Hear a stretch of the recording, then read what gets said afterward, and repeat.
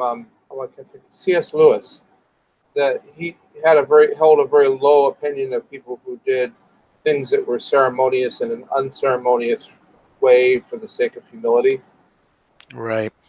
because well, he sort of mocks the proud humility in several of his books. Anyway, and probably most directly in the Screwtape Letters.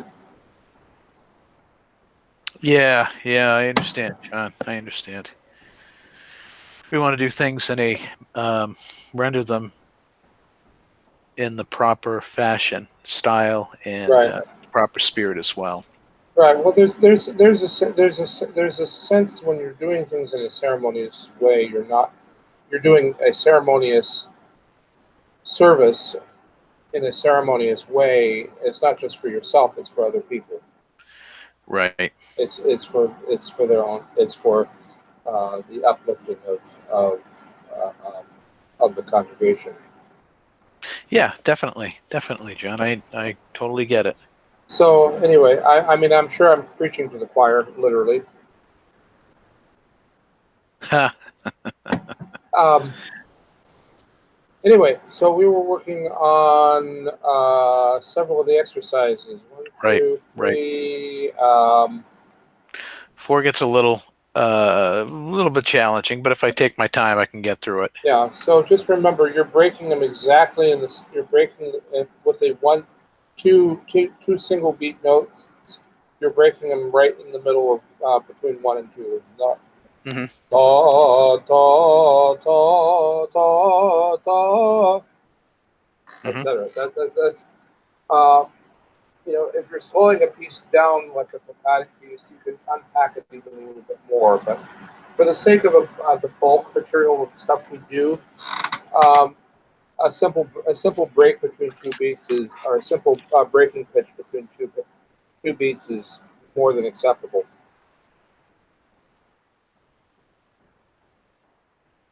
1 second, John. Just making a note. Uh, so midpoint. Pardon? At midpoint between the two notes. Correct. Correct. So you have. So in essence, what you're doing is your first note is essentially.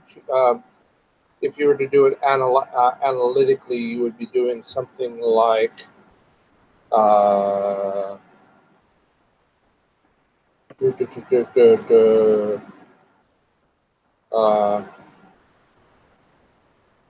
uh, well, that's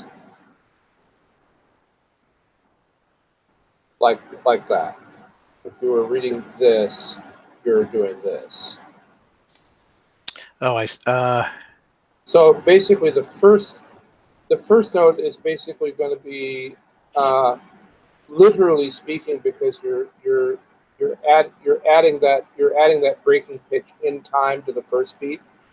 So ta,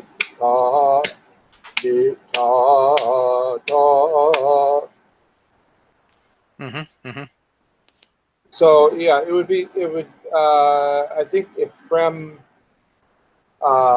treats it as he actually correctly interprets that as a breaking pitch between two same notes. Um, I will give credit where credit is due. Yeah, unfortunately, we would never know that because we don't see those characters Oh, you don't see, in the yeah. West. Well, you don't see anything in Western Revolution. Yeah, right. You They just try to get a little clever using grace notes, but yeah. I in some cases they're correct. In some cases, I think they don't. I think they're either don't go far enough or they're are grossly incorrect. understood. Understood. Well, that's okay. We are disabusing ourselves of some bad habits and starting from scratch, John. All right, let's try. Let's breeze through. Let's breeze through one and two. Let's breeze through one and two. Sure. Watch your Candimata on number two Hmm. versus your uh, basically watch your Soma versus your Nevma, your breath. Right. Okay, so we'll start with one. Start Yes, easy. yes. Do, ta ta ta ta ta ta ta ta ta ta ta ta ta ta ta ta. Very nice. Very nicely done. Suggestion. Did you ever get any training on your breathing? No. Okay. Um, Let me do a little diagnostic here. Sure, if you have any, or you could recommend any exercises, that would be awesome.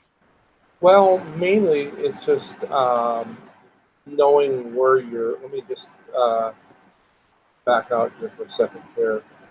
Uh, Bring your photograph up here. So make sure when you're singing, you're sitting up straight. Keep, body mechanics are key to singing. So it's like anything. It's like anything else Good where you. posture. It's like anything else when you have something physical flowing through a restricted space. If Okay. you if you crimp it, Mm-hmm. you block it. Mm-hmm. Um, so um, I like to use the garden hose analogy. You know, if you take a garden hose, what if you hold a garden hose to spray something? What is the best way to hold it? Mm-hmm.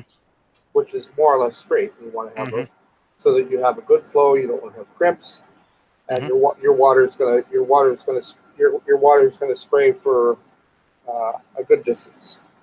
If you crimp it, you're either going to restrict it or block it altogether. Gotcha.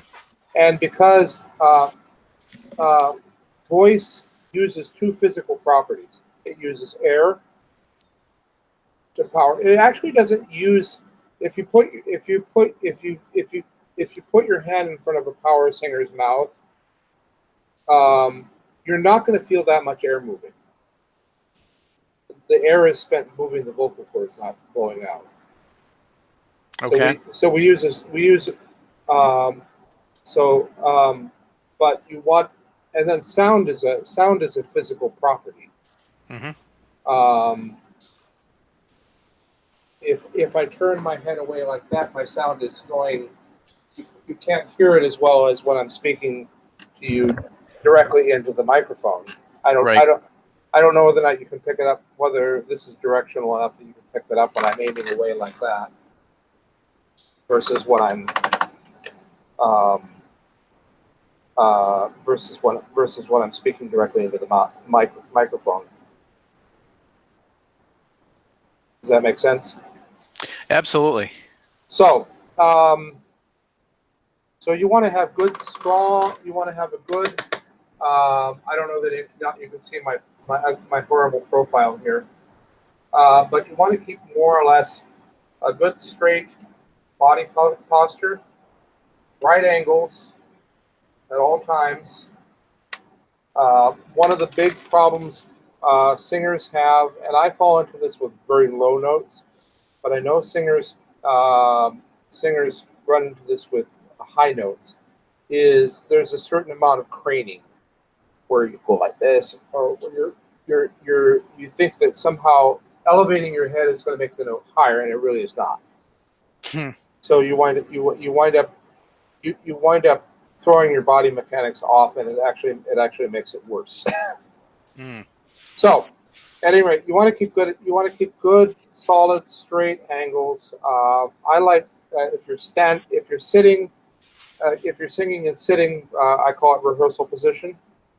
Um, we used to do a lot of this in college. Is you want to sit in the chair and you're singing fairly straight. Um, good body right angles. Just basically the good body mechanics that they teach you. That they teach office workers. Okay. You don't want to slouch. You don't want to. Yeah, Like you saw that. yeah, yeah, yeah, yeah. But when you're doing you want to keep a fairly consistent um, Okay. body body alignment, I think, and it's just generally good. Um, Good body posture is always a good habit to get into anyway, when you're whether regardless of what you're doing. But for singing, it's mission critical. The second thing is when you're singing, and this takes a bit of practice. Um, your the um, the roof, the structure of the mouth is actually, I think, about the closest thing to a perfect acoustical chamber. And if you use it well, it's got a domed. The ridge of it is domed. God created this perfectly um, for various things to speak and be heard. We don't think about it. We don't think about it much because we do it all the time, and we've done it since infancy. Their mouths. Um, I the approach I gave this to Ben, that seems to have paid off, is a good wide vocal posture. You get a fairly rounded sound in your mouth. I like to. This is hard for singers to. It's hard for me to explain, and it's hard for singers to get. But there's also a lot of singing to what we call the soft palate, which is the back of the upper part of the mouth. Right. And that's what gives Byzantine chant its, I don't want to say really nasality, because that's an incorrect, I think, an incorrect um, um, description of it. They take the worst examples of Middle Eastern singing, and then they conflate it with Byzantine music.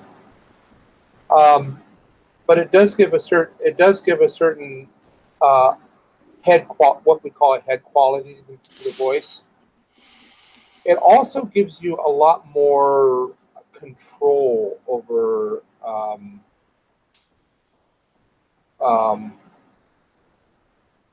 um, over the subtleties of the music and how we execute. Because we sing a lot between notes. Um, there's a lot of execution in Byzantine music that's uh, either sliding from one note to another, Mm-hmm. or taking a note and putting a lot of very subtle ornamentation in there, and that control of the soft singing into the soft palate utilizes muscles that even Western singers don't use very much. Um, and so it gives you a much finer control of the tone. Right. Right. I This know is this. something that you can hear, but trying to Right, right. put into action is another story. Um, One thing I like to do is what we call the controlled yawn. And if you yawn as far as you can do, and you feel that point where your throat is the most open, Okay. remember it. Because that's when the muscles in your throat are the most flared, and are going to give you the most volume and the most resonance. I mean, it sounds silly. So is that throat, or is that back of the mouth, or what is that, John? Well, if you feel in the back in the just towards the back of the mouth into the throat, you'll feel if you yawn, you feel the. Mm-hmm. Oh, I got myself doing it. The point where the Yeah. throat is you'll feel a great. Um, you'll feel a marked um, openness, flaredness. Um, it's tension, but it's a different type of tension than clenching, which is something that we amateurs and semi-professionals um, fight against, is clenching. High notes for a lot of singers are clenchers. That's mainly because of fear. which is why you hydrate. That's right. That's right. So that's a big element of this music. We don't use most of what singers consider to be. There's the whole subject of what we call vibrato Yes, right. in um, classical versus chant versus early music. If you listen to a lot of early music singers, like if you're particular to Handel, if you listen to early music singers, even as far back as Alfred Deller, um, noted countertenor from the 60s and 70s, um, you don't hear any of what we commonly call vibrato. Vibrato is actually a naturally occurring phenomenon in the voice. Real vibrato. What you hear most singers do, particularly the ones that are trying to uh, affect themselves as opera singers, is you'll hear a lot of ah, that type of Hmm. thing. That is not real. That is technically not real vibrato. That is what we call tremolo. That is adding a tremor to the voice. And we don't want to do that for a number of reasons. In particularly in the chant idiom. Number Mm. one, number one, of course, it's inappropriate to the medium. Number two, you lose a certain aspect of control of your voice that would enable to you. Say, for instance, if you try to do "Let the heavens rejoice, let earthly things be glad," you don't have the control to do "Let the heavens rejoice, let earthly things be glad." You don't have that. You don't have that level of control. Mm-hmm. If For the casual observer, it seems like there's a very difficult to try to identify the difference there between the vibrato and the tremolo. Right, well, a vibrato is a natural oscillation. Is a natural oscillation in the voice, and early music singers learn to. It's not that we don't have a vibrato in Byzantine music, and John brings this up beautifully in his text. It's that we have a controlled vibrato, and you'll hear it come out very slightly in passages where you let the voice swell a little bit. Let the heavens rejoice, let earthly things be glad. Right. I'm putting a very subtle swell, and you hear a slight vibrato. You hear a slight vibrato in that Hmm. swell, but Hmm. you don't hear the shaking and tremulousness. Right. Right.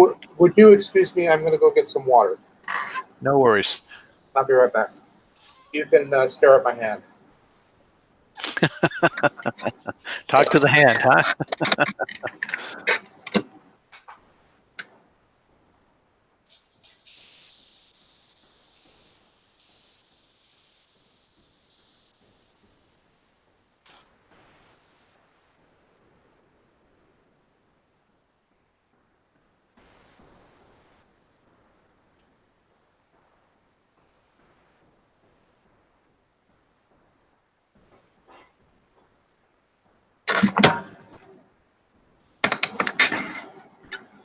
So, um, basically, the best approach, I think, is to approach it with what we call a plano voice watching a plain voice, and that really is the approach that most early music singers that are skilled in their idiom um, do. You don't hear the kind of operatic thing types of dramatic over affectation in the voice. If you listen to, I'm a Handel's a good one to listen to, but Handel's vocal music goes through some. They say there's no melisma in. Anybody who says there's no melisma in Western music hasn't listened to Handel, because if you listen to even popular um, um, pieces like the Messiah uses a lot of melisma, and they move through the notes very, very, very quickly. So you hear not adding a lot of voice or a lot of affectation to the voice. Lends you to be able to do those nimble little movements that you hear in Byzantine music much easier. I think Fascinating. the last This is an area that I'm very interested in, John. The last component, it really should be the first one, is should develop. I know I hear you're running into where you lose breath and have to constantly pick up um, breaths, sometimes in the middle of a phrase. Diaphragmatic breathing is an acquired skill that most singers learn very early on. And when I say diaphragmatic breathing, are you familiar with the diaphragm as an organ or as a part of the body? Yep. It's basically a big muscle that separates your abdomen area from your chest. And babies learn to use this muscle very well. Mm-hmm. If you have no shortage of infants in your church, pay casual watch to them, because you'll see most of them when they're having their fits, are magnificent diaphragm breathers. It's natural. Most of us, as opposed to chest breathing. Yeah. yeah. Well, most of us are accustomed to thinking that because the lungs fill up with air, that we have to expand our chest. Well, what is anatomically around the lungs? I think muscle No. or fluid. No.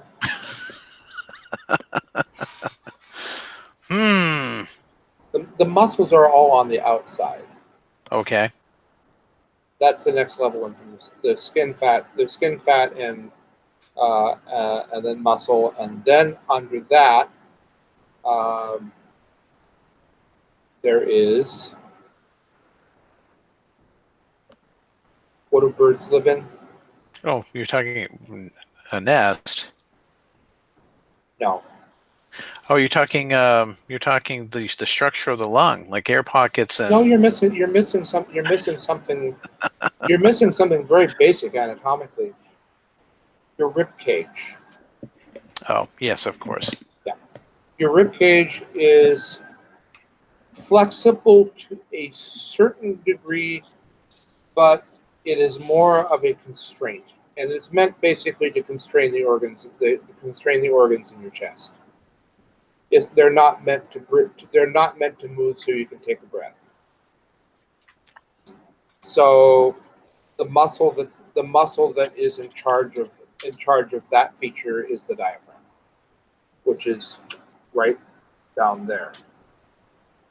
And one of the exercises that we give singers is to breathe so that your stomach expands. Mm-hmm. When you take a deep breath, you need to feel your stomach expand. Right. And you will find that your longevity increases greatly. Mm-hmm. Not only your longevity, but once you learn to control it, your volume, um, your volume, your power, um, all really come from that core right here. And so phrases. So that's what gives us the ability to get through a whole phrase like da da da da da da da da. I would take a stealth breath right here at the D martini, and then take a full breath at the top. It is something to get used to. A lot of beginning singers, to be honest, get dizzy when they try this because it's it's I'm sure. it can be very uh, you're you're you're moving and controlling vastly more um, air than we're normally accustomed to using uh, uh, in everyday Mm-hmm. discourse. So, but the combination of those things, good good lung volume, diaphragmatic breathing. I like to say Byzantine music uses a combination of what we call the chest voice and the head voice. We use the chest voice, which is what gives particularly us baritones, that nice resonant tone with the very light and airy head tone, um, um, um, more which is more associated with the upper registers and particularly with female singing. Almost like falsetto. That's not falsetto. It's Mm-hmm. you're using the acoustical properties of your head. If you were to feel your nose bridge, Mm-hmm. um, you would feel it vibrating. If you're using good head tone, you can actually feel the area right around here Mm-hmm. vibrate.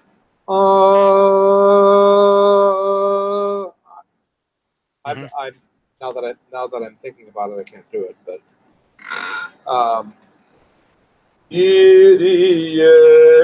Kyrie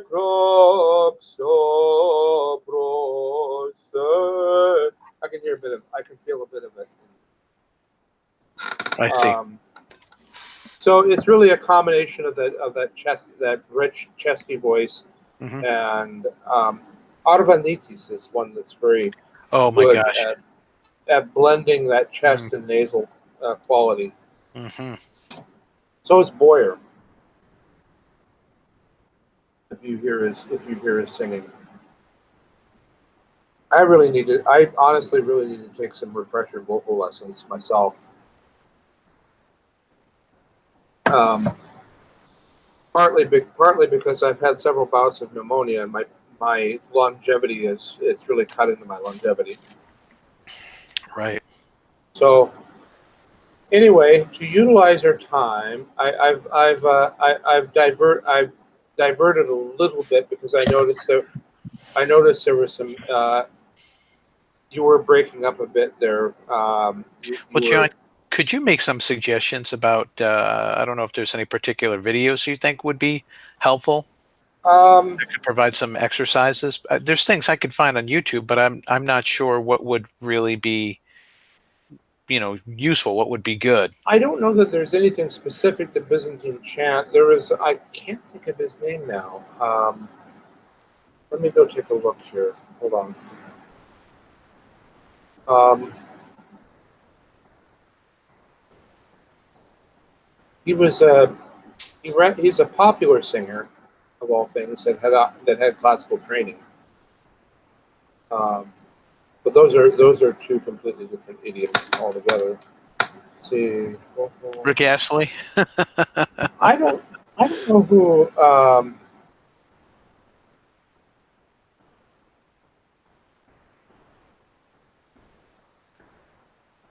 I can't think of his name. Eric Arsenault. That's his name. I'll send you. It's kind of a funny French spelling. I'll send it to you in a text. EAULT or something? Um, hold on. I'll send you the link Okay. on your Thank you, John. on your text. Oh, come on, computer, behave. It's being buggy. Hold on just a second.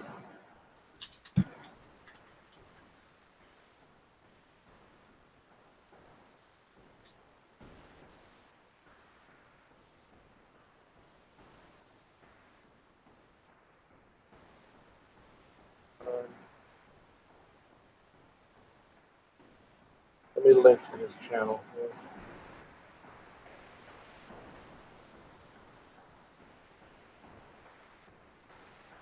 Okay, I think this is it.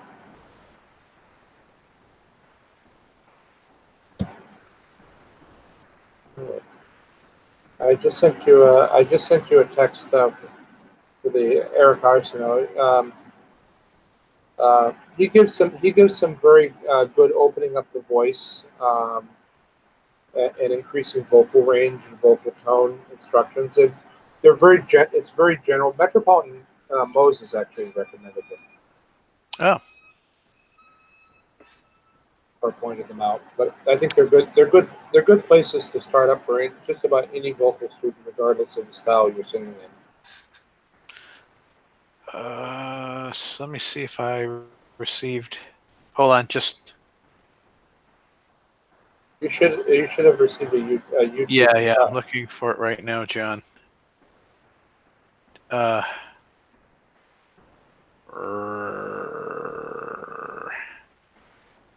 Where in the world? You know, Hangouts is such a This is not. clunky. I'm not singing. I sent it as. I'll send it.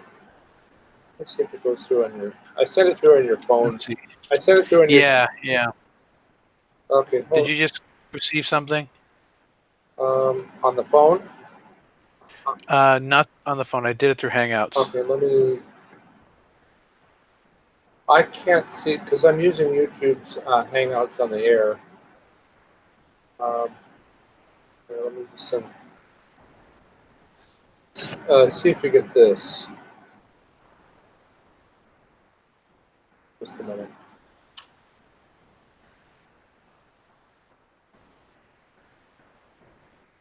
There we go. Did you get anything? Oh, yes, I did. Oh, the question is, can I click on it? Okay, let's see. Sorry, John, just one moment.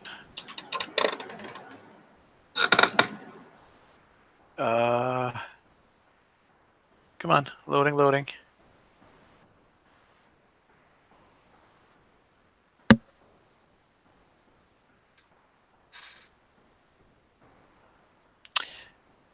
Eric Arson. Oh, EAUX. Got it. Approach.com. Online voice lessons. Very nice. Vocal warm up. Oh, that's perfect. That's exactly the kind of stuff. We used to use a lot of the stuff when I did barbershop. Yeah. They're just very basic. They're very basic lessons. I use I like to go through various different um, the director that I went through when I was singing with Bridgetown Tones, I think was what they were called, or Bridgetown Harmony. Is he did a lot of um,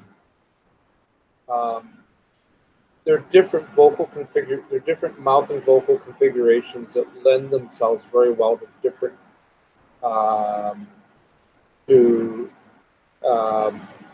head versus transitioning between head and chest or combining them.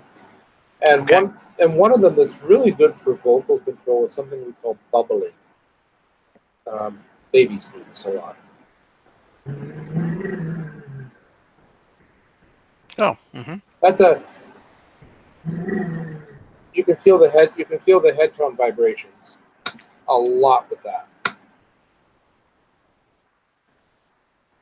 Yeah, I can feel it up through the nose. Yeah, and doing closed mouth vocalizations. Mm-hmm. Is you're using again a lot of head tone vibrations. Right. So you want to get used to a lot of singing. Well, any musical instrument, whether it's an external or an internal instrument, utilizes a lot of muscle memory, the same that you would use in sports and just about anything else. And it's just a matter of mind over matter and training yourself to recognize and remember certain positions and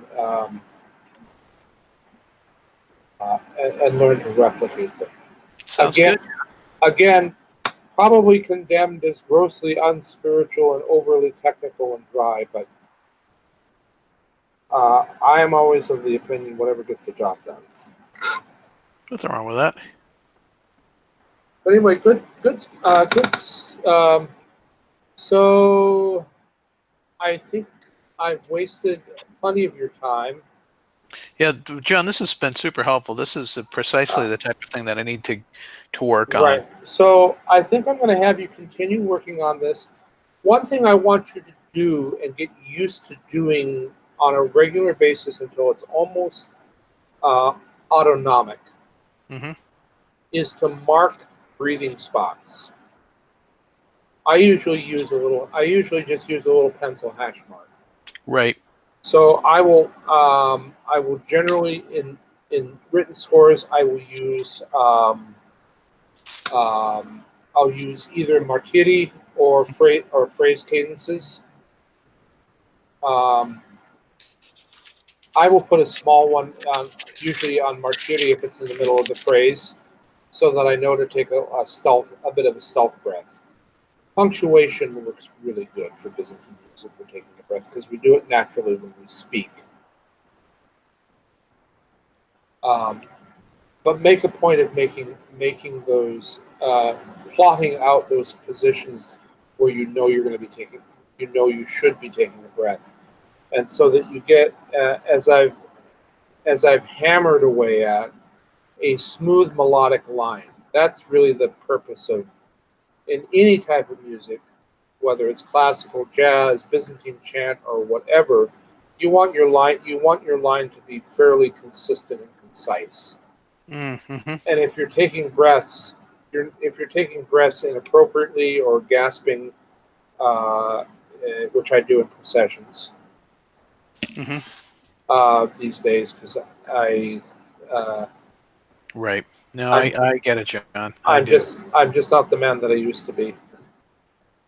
Um, is again to make sure that you are using the music to convey the text and convey it phrasically. Mm-hmm. So in this case, uh, so a complete phrase, da, da, da, da, da, da, da, da. A good place to take a short breath would be right here at the D. I sort of exaggerated it a bit, and then a full breath here. I usually let it last a beat, and then ta ta ta ta ta ta ta ta ta. That was all done in one breath.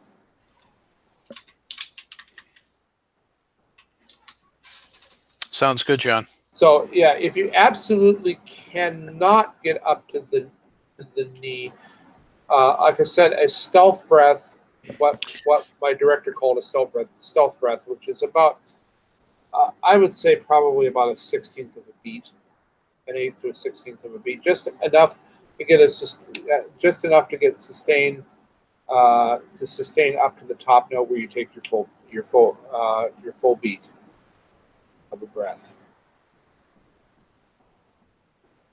Okay.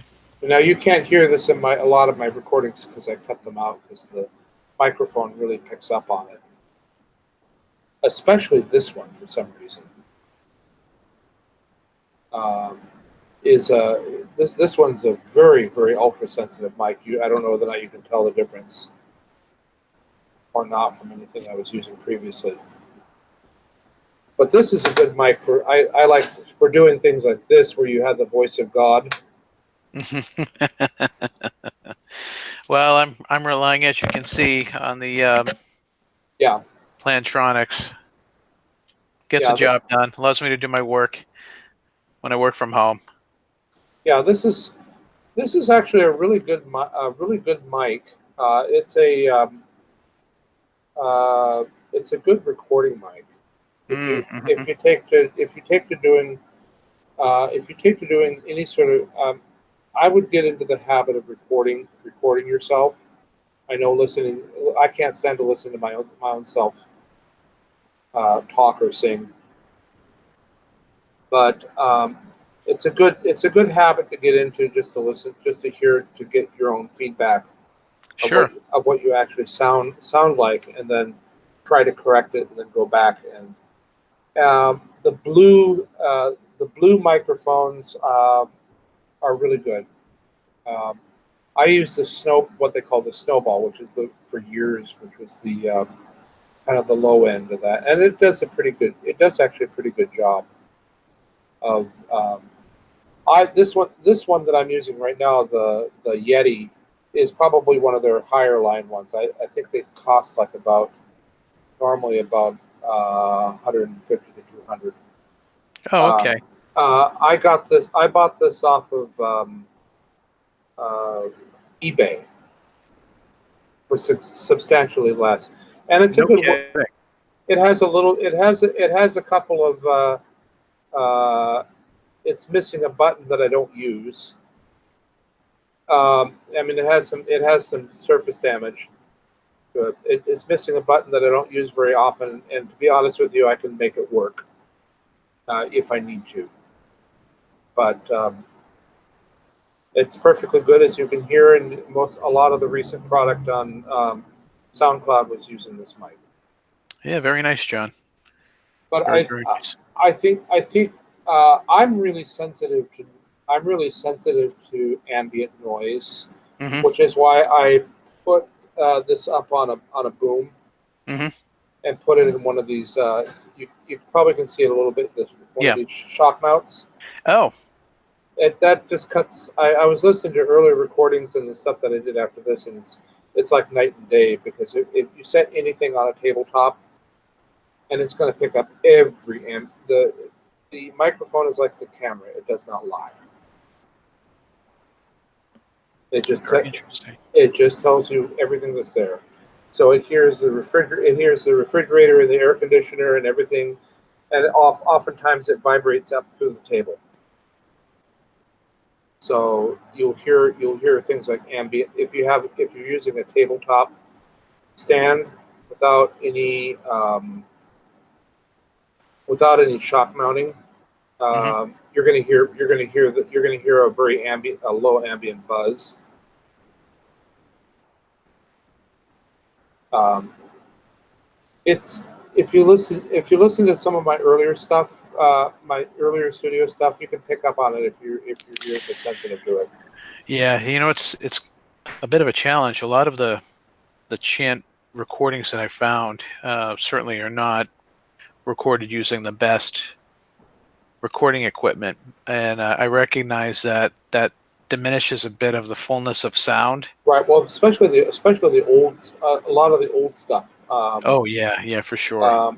There's a lot of well you um, there's the element that the recording technology back then was not as good as it is now.